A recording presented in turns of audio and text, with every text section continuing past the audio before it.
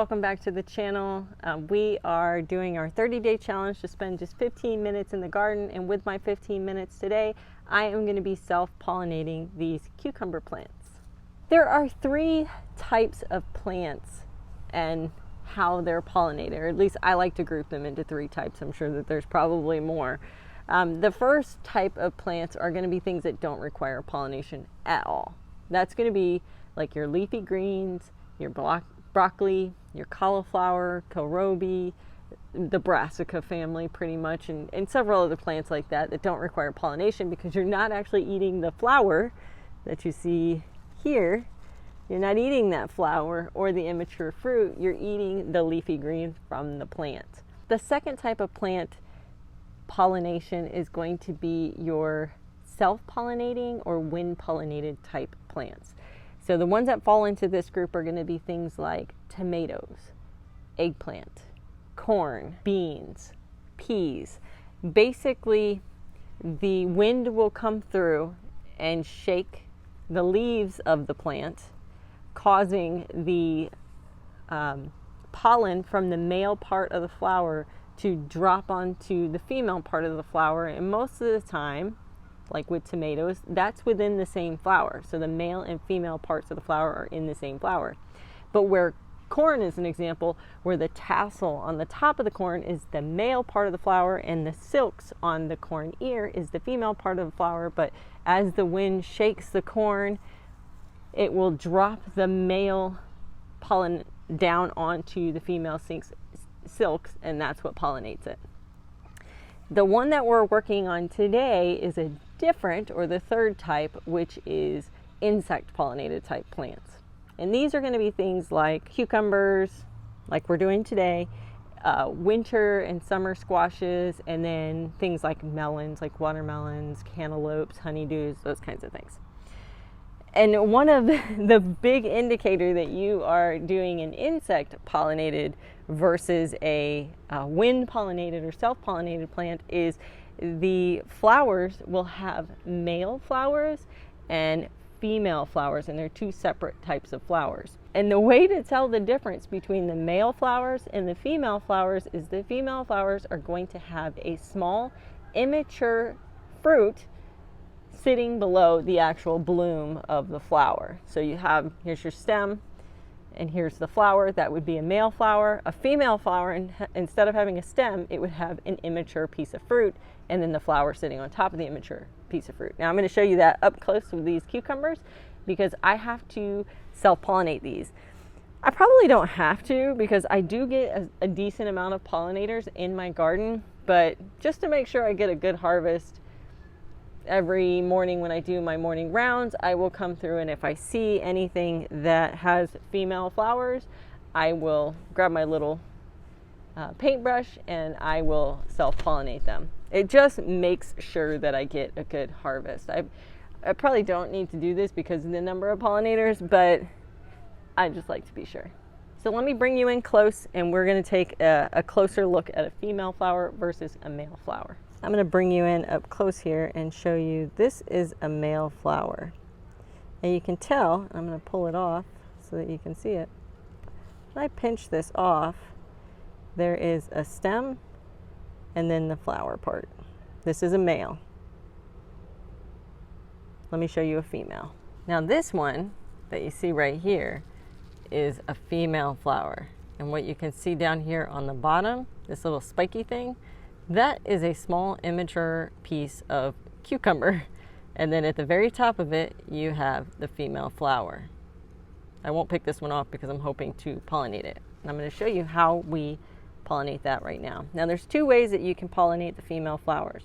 You can use a paintbrush, you can use a Q-tip to move the pollen from the male flower to the female flower. Or another way I like to do it is I will actually pick off the male flower, peel the petals back, and brush the center of the male flower onto the female flower. I'm going to show you both ways. Okay, so this male flower right here, I'm just going to turn it towards us. I'm going to take my paintbrush, and I'm going to stick my paintbrush and brush the center of this male flower. Now I have the pollen sitting on the tip of my brush, if you can see that. It's kind of like a yellow color. Now I'm going to come over to my female piece of fruit. Here's my female piece of fruit. Right there. And I'm going to take that pollen that's on the tip of my brush, and I'm going to brush the center on the female flower, till it all transfers. Now I generally like to do this at least 2 or 3 different male flowers to the female flower, just to make sure I get complete pollination. And I'll tell you why that's important later. Now I'm going to show you how I pick a male flower off and peel away its layers so I just have the center, and then brush it on if you say don't have a paintbrush. So I have a male flower.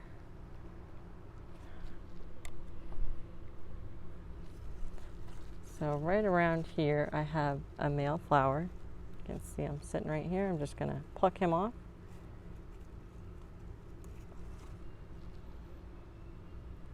Now what I'm going to do is I'm going to start breaking apart the leaves very gently, because I don't want to lose the center of the flower.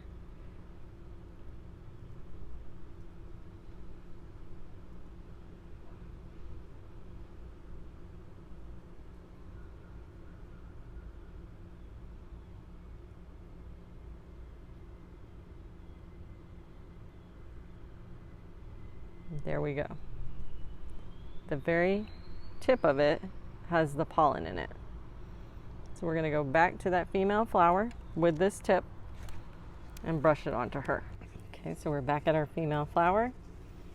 I'm going to pull her towards us, and I'm going to take the tip of the male flower and rub it onto the center of the female flower.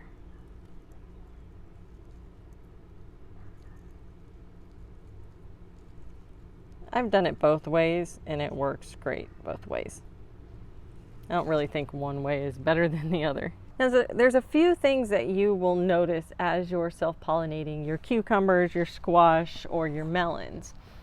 Is sometimes all you'll see is male flowers. You will not see a female flower, or you will start to think that a male flower is a female flower. But as you can see, the male flower stem is very different than the female flower stem, and they're the only 2 types of flowers that are going to be on the plant.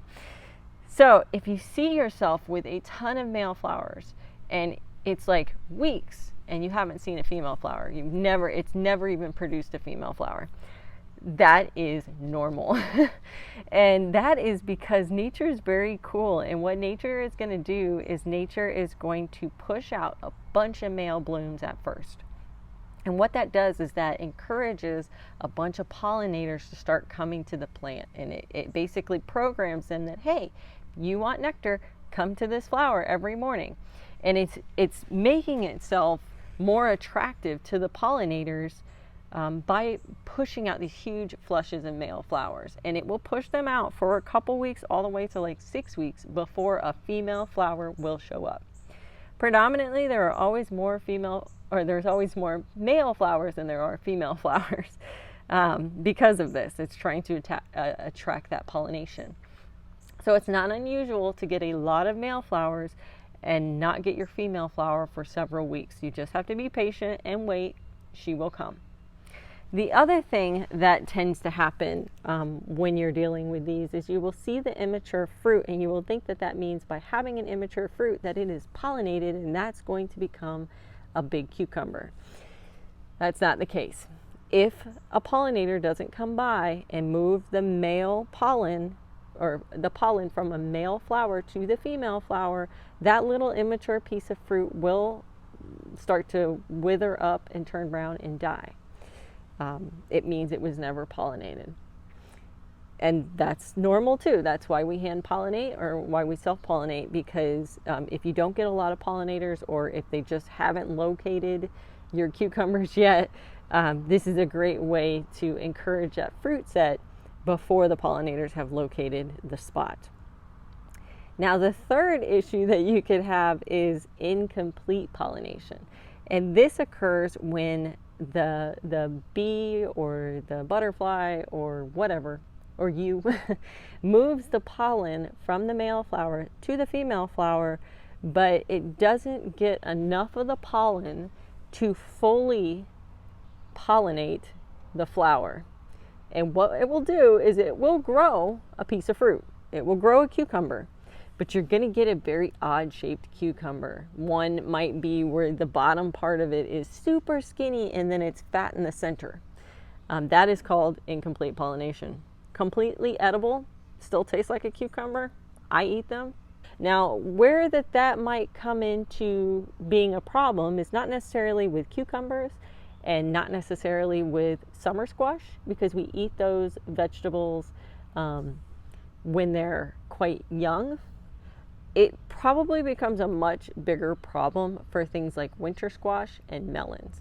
If you have incomplete pollination with a winter squash and it grows into an odd shape, it could affect its storage ability long term of the winter squash. So if you do have an incomplete pollination and it becomes like this weird shape or weird color on a weird shape, I would just say it's still edible. You're just going to probably want to eat that one first. So those are some of the little troubleshooting for when it comes to self-pollinating some insect-pollinated plants. I'm going to spend my next 10 minutes working on self-pollinating the rest of these cucumber flowers.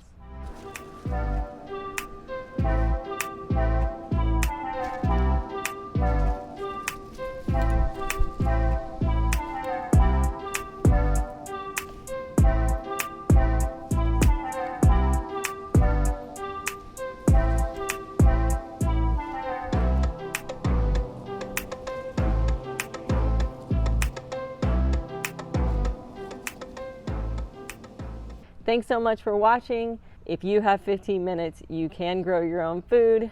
Get out in the garden today. It is the perfect time in Florida to be growing a garden. It's fall.